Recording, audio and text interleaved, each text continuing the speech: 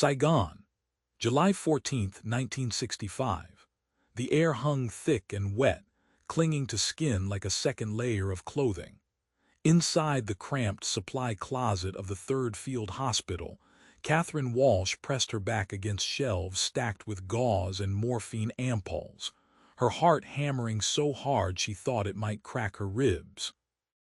In her trembling hands, she held a Minox camera, no bigger than a cigarette lighter, still warm from recent use. The tiny device felt impossibly heavy, weighted with a truth that could shatter everything she believed about the man sleeping in her bed, the man whose laugh she knew better than her own, the man who had promised her a life beyond this war. Just 20 minutes earlier, she had watched Luc Moreau, the French photojournalist she loved with a ferocity that frightened her, slip this camera into the lining of his camera bag with practiced efficiency.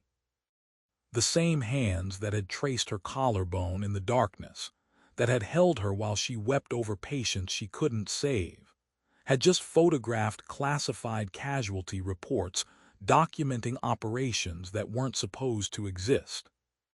Operations in Laos. Operations that would get men killed if the wrong people knew about them.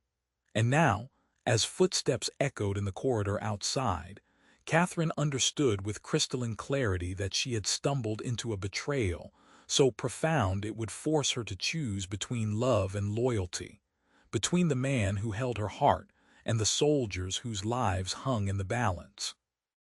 18 months earlier, Catherine had arrived in Saigon with the naive conviction that nursing could somehow impose order on the chaos of war. She was 26 years old, a graduate of Sydney's Royal Prince Alfred Hospital, and she had volunteered for Vietnam with the romantic notion that compassion could be a form of resistance against the brutality consuming Southeast Asia. The reality had been far more complicated. The 3rd Field Hospital received casualties from operations that officially didn't happen, treating men with wounds that couldn't be explained, logging injuries under false circumstances. Catherine learned quickly not to ask questions when a soldier arrived with jungle rot from terrain that wasn't on any authorized map, or when helicopter crews brought in men speaking languages she didn't recognize, their uniforms stripped of insignia. She focused on what she could control: the steady rhythm of vitals checks, the precise administration of antibiotics, the small mercies of clean bandages and morphine for pain that no dose could truly touch. It was exhausting, heartbreaking work that left her numb by the end of each shift, moving through the hospital's corridors like a ghost, too tired even to dream. Luc Moreau had appeared in her life like a splash of color in a monochrome world. He was 32, lean and sun-weathered, with the kind of face that suggested both humor and hard experience. He showed up at the hospital in January of 1964, ostensibly to photograph the medical staff for a feature in Paris Match. But Catherine suspected even then that his real interest lay in the stories the wounded carried with them, the whispered accounts of firefights in places the maps called neutral. He had a way of listening that made people want to talk, leaning in with those dark eyes that seemed to hold no judgment, only genuine curiosity. When he turned that attention on Catherine during a cigarette break in the hospital's small courtyard, she felt seen for the first time in months. Not as a nurse, not as a woman in a war zone, but as herself, complex and contradictory and desperately lonely. They talked for 2 hours that first evening about everything except the war. He told her about growing up in Marseille, about his mother who had been a seamstress and his father who had died in the resistance. She told him about the eucalyptus trees of her childhood in New South Wales, about the ocean she missed with an ache that never quite faded. When he asked if he could see her again, she said yes without hesitation, already half in love with the way he made her feel like a person instead of just a function. Their romance unfolded in the stolen spaces between crisis and catastrophe. Luc would appear at the hospital during her shifts, camera around his neck, and somehow they would find moments together. A shared meal at a street vendor's stall, the fuss so hot it burned her tongue, his knee pressed against hers under the cramped table. Late nights in her small apartment near the Saigon River, the ceiling fan barely moving the humid air, while he developed photographs in her bathroom, and she read letters from home by candlelight when the power failed. He taught her to see Saigon through a photographer's eyes, the way morning light caught the French colonial architecture, the unexpected beauty in the chaos of the markets. She showed him the hidden costs of war that never made it into his published photographs, the young soldiers who woke screaming from nightmares, the ones who would carry their trauma home in bodies that looked whole but weren't. They built a private world together, a refuge of intimacy and understanding that felt miraculous in its ordinariness. When he told her he loved her, 6 months into their relationship, she believed him completely. When he spoke of leaving Vietnam together, of a future in Paris or Sydney or anywhere the war couldn't reach them, she let herself imagine it. A small apartment with windows that opened onto something other than suffering. Mornings without the sound of helicopters. A life. But even in those early months, there were moments that didn't quite fit. The way Luc always seemed to know about operations before they happened, showing up at the hospital just as casualties from undisclosed missions began arriving. His friendships with people Catherine couldn't quite place, Vietnamese civilians who didn't fit the usual categories of interpreters or fixers. The questions he asked that seemed casual but weren't, about patient loads and casualty patterns, about which units were taking the heaviest losses. Catherine told herself she was being paranoid, that the war made everyone suspicious, that Luc was simply good at his job. Journalists cultivated sources. They asked probing questions. It didn't mean anything sinister. And when he held her in the darkness, when he whispered promises against her skin, when he looked at her with what seemed like absolute devotion, she pushed her doubts away. Love required trust. She had chosen to trust him. The first real crack in that trust came in April of 1965, 3 months before everything shattered. Catherine had been working a double shift, exhausted beyond coherent thought, when she realized she had left her watch in Luc's apartment. It was her father's watch, one of the few possessions she truly valued, and she couldn't bear the thought of losing it. Luc was supposed to be in Da Nang covering a marine operation, so she used the spare key he had given her and let herself into his small flat near the cathedral. She found the watch on his bedside table, but as she reached for it, she knocked over a stack of contact sheets that had been hidden beneath a newspaper. The photographs scattered across the floor, and Catherine froze. They weren't the kind of images Luc published.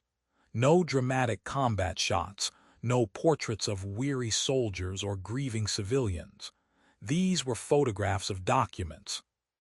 Casualty reports from the 3rd Field Hospital, the pages clearly visible, names and units and circumstances of injury all legible. Her hands shook as she gathered them up, trying to make sense of what she was seeing. Why would Luc photograph medical records?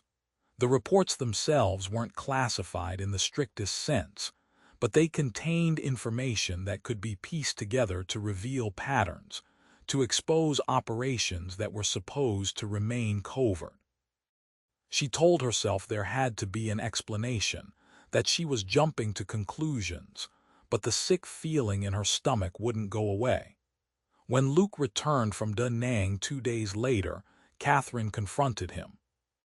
They were in her apartment, the argument conducted in fierce whispers because the walls were thin, and everyone was always listening. She demanded to know why he was photographing hospital records.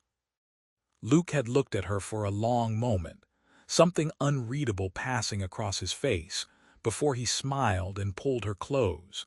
It was research, he said.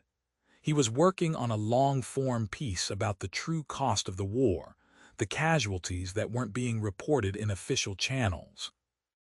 The photographs were just notes, a way to track patterns and verify information. He needed documentation that the military couldn't deny. His explanation was smooth, plausible, delivered with the kind of earnest intensity that made her want to believe him. And Catherine, desperate to preserve what they had, chose to accept it. She let him kiss away her concerns, let him make love to her until the doubts faded into the background noise of war. But something had shifted. A small voice in the back of her mind, quiet but persistent, whispered that she was being a fool. The voice grew louder over the following months as Catherine began to notice other things. The way Luc always had cash, more than a freelance photographer should have. His fluency in Vietnamese, which he had downplayed but which she realized was far more sophisticated than he had let on. The pattern of his absences, which seemed to correlate with major operations, as if he knew when to be elsewhere. And then there were the people she sometimes glimpsed him with in the street, conversations that ended abruptly when she approached, Vietnamese men and women who melted away into the crowds before she could be introduced. Catherine told herself she was being paranoid, that the war was making her see conspiracies everywhere, but the unease settled into her bones like a chronic illness. She started paying attention to the casualty reports in a new way, noting which ones Luc had access to, which operations seemed to generate particular interest from him. A pattern emerged, faint but unmistakable. The reports he photographed were always from the most sensitive operations, the ones involving advisors in Laos or cross-border raids into Cambodia, the missions that existed in the gray zones of plausible deniability. Everything came to a head on the night of July 13th, 1965. Catherine had been working the evening shift when a massive casualty influx overwhelmed the hospital. A helicopter had gone down in Laos, officially a mechanical failure in South Vietnamese airspace, but the wounded told a different story. They had been part of a covert operation, American advisors working with Hmong fighters, and they had been ambushed with a precision that suggested the enemy had known exactly where they would be. 8 men dead, 12 wounded, and the survivors spoke in shocked whispers about how the Pathet Lao had been waiting for them, positioned perfectly to cut off their extraction route. Catherine worked through the night, her hands steady even as her mind raced. Someone had betrayed that operation. Someone had given the enemy information that got men killed. And when she finally stumbled home at dawn, bone-tired and sick with grief, she found Luc asleep in her bed, his camera bag on the floor beside him. She should have left it alone. She should have crawled into bed and tried to forget the night's horrors. But the voice in her head, the one she had been ignoring for months, was screaming now. She opened the camera bag with shaking hands, moving with the careful silence of someone defusing a bomb. Inside, beneath the expected lenses and film canisters, she found the Minox camera hidden in a torn section of the lining. It was still warm, recently used. Catherine's world tilted on its axis. She stood there in the gray dawn light, holding evidence of a betrayal so enormous she couldn't quite process it. Luc had been in the hospital the previous evening. She had seen him briefly, talking to one of the orderlies, but she had been too busy with the casualties to pay attention. He must have photographed the casualty reports from the Laos operation. Fresh intelligence, delivered while the bodies were still warm. The realization hit her like a physical blow, driving the air from her lungs.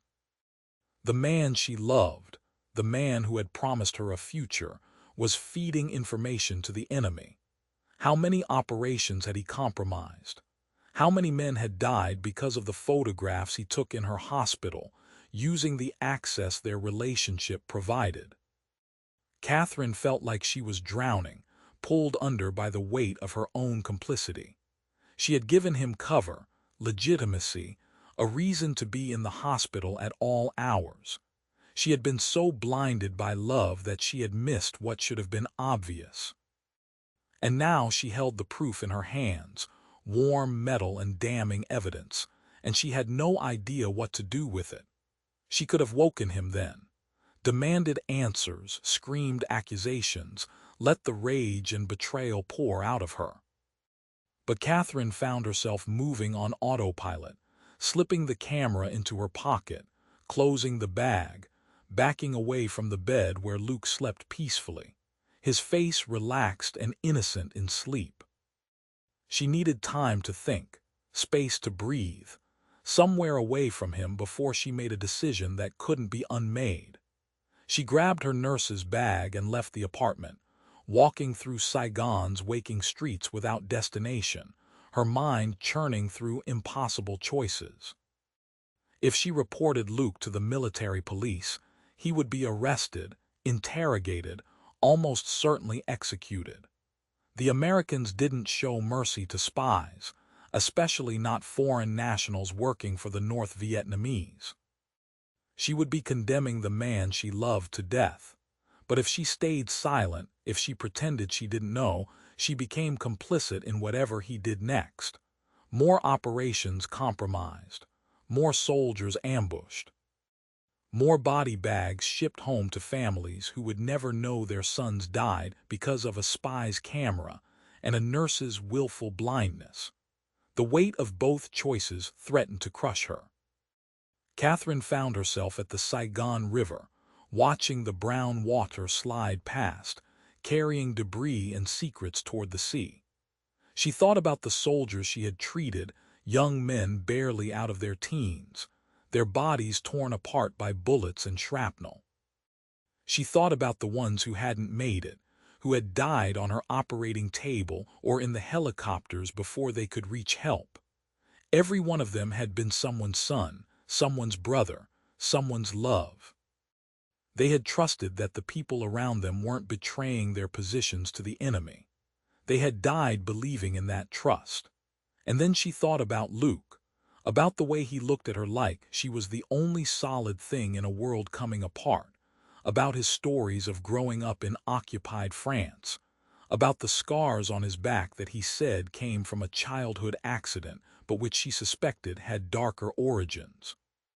She thought about the future they had planned, the life they were supposed to build together. Could she destroy that? Could she be the one to put the rope around his neck? The Minox camera in her pocket felt like it weighed 1,000 pounds, heavy with the power to end everything. By the time Catherine returned to her apartment, she had made a decision, though she wasn't sure it was the right one. She would confront Luc, demand the truth, and then decide based on what he told her. Maybe there was an explanation she hadn't considered. Maybe he was being coerced, blackmailed, forced into this betrayal by threats she didn't understand. Or maybe he was exactly what the evidence suggested. A spy who had used her love as cover for treason. Either way, she needed to hear it from him. She needed to look into his eyes and know for certain before she made a choice that would haunt her for the rest of her life. When she opened the door to her apartment, Luc was awake, sitting on the edge of the bed, his head in his hands. He looked up when she entered, and for a moment their eyes met across the small room. In that instant, Catherine saw that he knew. Somehow he had realized the camera was missing, had understood that she had found it. The mask of the charming photographer, the devoted lover, slipped away, and she saw something else beneath it. Fear, yes, but also calculation, the quick assessment of someone used to operating in dangerous territory. Luc, Catherine said quietly, her voice surprisingly steady. "We need to talk." He nodded slowly, standing up with the careful movements of someone trying not to spook a frightened animal. "Catherine," he began, but she cut him off with a raised hand. She pulled the Minox camera from her pocket and set it on the small table between them. The silence that followed felt endless, stretching out like the moment before a bomb detonates. Finally, Luc spoke, his voice stripped of its usual warmth. "How long have you known?" he asked. "Just since this morning," Catherine replied, "but I've suspected for months. I just didn't want to believe it." Luc closed his eyes, his jaw working as if he were trying to find the right words. When he opened them again, there was a naked honesty in his gaze that was somehow worse than any lie. "I never meant for you to be involved," he said. "I never meant for you to get hurt. But that doesn't change what I've done. That doesn't make it better.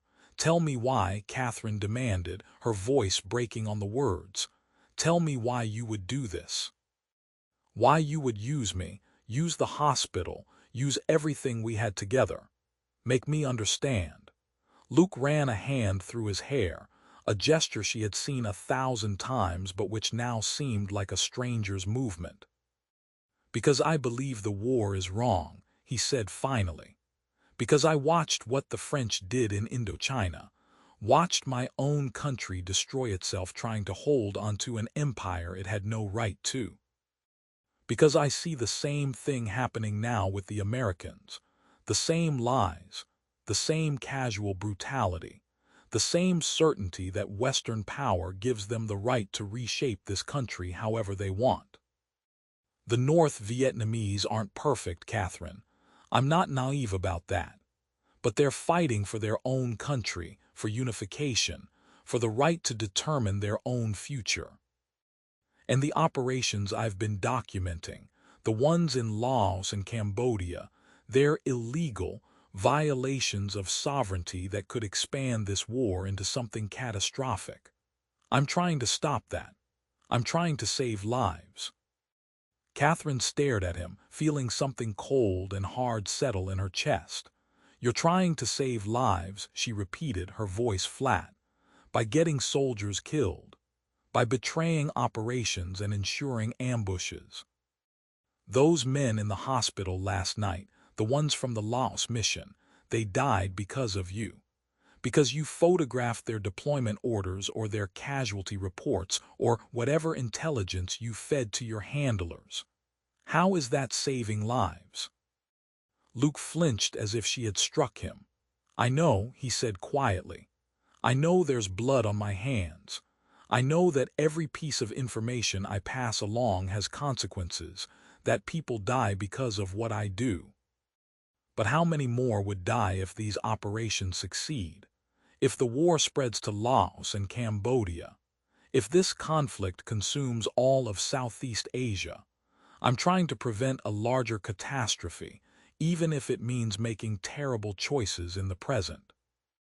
His justification sounded hollow, the moral calculus of someone who had convinced himself that his betrayals served a higher purpose. Catherine had heard similar reasoning from the military officers who ordered operations that killed civilians, who justified atrocities as necessary for the greater good. It was the same logic, just pointed in a different direction. "Did you ever love me?" Catherine asked, the question emerging before she could stop it. "Or was I just useful? Another asset to be cultivated?" Luc's face crumpled, genuine anguish breaking through his careful control. "I love you," he said fiercely. "God, Catherine, I love you more than I've ever loved anyone. You have to believe that. You were never just an asset. What we have, what we built together, that's real. It's the only real thing in my life. But I can't stop what I'm doing. I can't walk away from this. Too many people are depending on me. Too much is at stake." Catherine felt tears burning behind her eyes but refused to let them fall. "So what happens now?" she asked. "You keep using the hospital to gather intelligence. You keep getting men killed. And I'm supposed to just accept it because you love me. Is that how this works? Luc took a step toward her, his hand reaching out, but Catherine backed away. Don't, she said sharply. Don't touch me. Not until I figure out what I'm going to do. The next few hours passed in a tense stalemate. Luc stayed in the apartment, knowing that if he left, Catherine might go straight to the military police. Catherine paced the small space, her mind racing through scenarios and consequences. She could turn him in. It would be the right thing to do, the loyal thing, the choice that would save future operations from compromise. But it would also mean watching the man she loved be arrested, interrogated, executed. Could she live with that? Could she be the instrument of his death? The alternative was to help him escape, to become complicit in his espionage, to actively betray her own country and the soldiers she had sworn to help. It would make her a traitor, someone who had chosen personal love over duty, who had let sentiment override morality. But it would also mean Luc would live. They could run together, disappear into the chaos of Southeast Asia, build a life somewhere beyond the reach of both American military police and North Vietnamese intelligence. It was a fantasy, she knew, the kind of desperate dream that never survived contact with reality. But it was a possibility, a third option between betrayal and execution. As the afternoon heat built to its oppressive peak, Catherine made her decision. She couldn't turn Luc in. Despite everything, despite the betrayal and the lies and the blood on his hands, she couldn't be the one to condemn him to death. Love, she realized, wasn't always noble or pure. Sometimes it was just a stubborn refusal to let go, even when letting go was the right thing to do. But she also couldn't help him continue his espionage. She couldn't be complicit in future operations being compromised, in more soldiers being ambushed, in the expansion of a betrayal that had already cost too many lives. So she offered Luc a compromise, delivered in a voice that shook despite her efforts to keep it steady. I'll give you 24 hours, she said. 24 hours to get out of Saigon, to run as far and as fast as you can. I won't report you to the military police until tomorrow night. That gives you a head start, a chance to disappear. But after that, I'm telling them everything. I'm giving them your name, your contacts, everything I know. And if you're smart, you'll be long gone by then. You'll never come back to Vietnam. You'll never try to contact me again. This is goodbye, Luc. This is the only mercy I can give you. Luc stared at her, his expression a mixture of gratitude and devastation. 24 hours, he repeated. Catherine, She cut him off. Don't thank me, she said bitterly. Don't tell me you love me, just go. Get out of my apartment, out of my life, and run. That's all I can do for you. That's all I have left to give. Luc nodded slowly, moving to gather his things with mechanical efficiency. He packed his cameras, his film, the few possessions he kept at her apartment. When he was done, he paused at the door, looking back at her with an expression that would haunt Catherine for the rest of her life. I'm sorry, he said quietly. For all of it. For using you, for lying to you, for making you complicit in something you never chose. You deserved better than this. You deserved better than me. And then he was gone, the door closing behind him with a soft click that sounded like the end of the world. Catherine stood alone in her apartment, surrounded by the ghosts of their relationship. The photographs Luc had taken of her, laughing in the market or sleeping in the early morning light. The books they had read together, margins filled with their competing annotations. The small routines and intimacies that had made up their shared life. She moved through the space like a sleepwalker, gathering up these remnants and putting them away, erasing the evidence of what they had been to each other. By the time she finished, the apartment looked impersonal, stripped of the warmth that had made it a refuge. It was just a room again, 4 walls and a bed, a place to sleep between shifts at the hospital. Catherine sat on the edge of that bed, finally allowing herself to cry great wrenching sobs that came from somewhere deep and broken inside her. She cried for the love she had lost, for the future that would never happen, for the innocence that had been stripped away. She cried for the soldiers who had died because of Luc's betrayals, and for the ones who would die in the future, in operations she couldn't prevent. She cried until she had nothing left, until she was empty and hollow and numb. The next 24 hours passed in a blur. Catherine went to work, moving through her shift with mechanical precision, treating casualties and dispensing medications, and offering comfort she didn't feel. Her colleagues noticed something was wrong but didn't press, assuming it was just the accumulated trauma of too many months in a war zone. Everyone had breaking points. Everyone had days when the weight became too much. Catherine let them think what they wanted, grateful for the space their assumptions provided. She didn't know where Luc had gone, didn't want to know. She imagined him on a boat heading up the coast, or disappearing into the Mekong Delta, or crossing into Cambodia with false papers and a new identity. She hoped he would make it, hoped he would find some kind of life beyond the war. But she also hoped she would never see him again, never have to face the complicated tangle of love and betrayal and regret that his presence would evoke.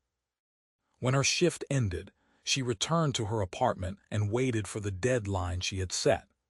24 hours. Time enough for him to run, but not so much that she could be accused of deliberately aiding his escape. When the clock struck the appointed hour, Catherine picked up the phone and called the military police. Her voice was steady as she reported what she knew, providing names and details and the Minox camera as evidence. The MPs arrived within the hour, 2 hard-faced men who took her statement with professional detachment. They asked questions she answered honestly, holding nothing back except the 24-hour head start she had given Luc. That detail she kept to herself, a small betrayal within a larger act of loyalty. When they finally left, taking the camera and her written statement with them, Catherine felt nothing. No relief, no satisfaction, no sense of having done the right thing. Just emptiness, vast and echoing, the space where her future used to be. She had chosen duty over love, loyalty over personal happiness, and the choice had hollowed her out. She wondered if she would ever feel whole again, or if this was just who she was now. A woman who had loved and lost and betrayed, carrying the weight of impossible choices through a war that had no good endings. The aftermath unfolded with bureaucratic efficiency. The military police investigation revealed the extent of Luc's network, the Vietnamese couriers and handlers who had facilitated his espionage. Several were arrested, interrogated, disappeared into the machinery of wartime justice. Luc himself was never found. He had vanished completely, either successfully escaping or dying in some unmarked grave, his fate unknown and unknowable. Catherine told herself it didn't matter, that he was gone from her life either way, but she found herself scanning crowds for his face, listening for his voice in the hospital corridors. The phantom presence of someone who had been everything and was now nothing. Her colleagues learned about the investigation, about her relationship with a spy, and their attitudes shifted. Some were sympathetic, viewing her as another victim of Luc's deception. Others were suspicious, wondering how much she had known, how complicit she had been. Catherine endured their judgment with the same numb detachment that had become her default state, caring less about their opinions than about the work that filled her days. The hospital needed nurses. Soldiers needed care. That was enough to keep her moving forward, one shift at a time, one patient at a time. Months passed. The war escalated just as Luc had predicted, spreading into Laos and Cambodia, consuming more lives and resources in a conflict that seemed to have no endpoint. Catherine treated casualties from operations that were increasingly desperate, increasingly brutal, watching young men die for objectives that shifted like sand. She thought about Luc's justifications, his belief that he was preventing a larger catastrophe, and wondered if he had been right. Not about the betrayals, not about the men who died because of his intelligence gathering, but about the fundamental wrongness of the war itself. It was a dangerous thought, one that could lead down dark paths of moral relativism and justification for treachery. But it persisted, nagging at her during the long nights when sleep wouldn't come, when the faces of the dead haunted her dreams. In January of 1966, 6 months after Luc disappeared, Catherine received a letter.